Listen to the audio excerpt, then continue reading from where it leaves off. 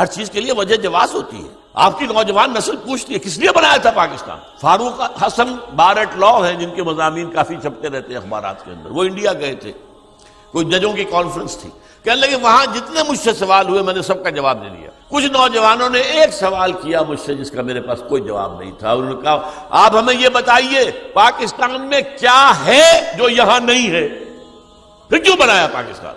مسجدیں تو وہاں بھی ہیں، مدرسے وہاں بھی ہیں، دارالعلوم دیوبند اب بھی چل رہا ہے، مظاہر العلوم اب بھی چل رہا ہے.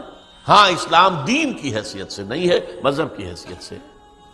ہم نے دین کی حیثیت سے اسلام کو نافذ کرنے کے لیے پاکستان لیا تھا، یہاں مذہب کی حیثیت سے رہ گیا، دین تو ہے نہیں.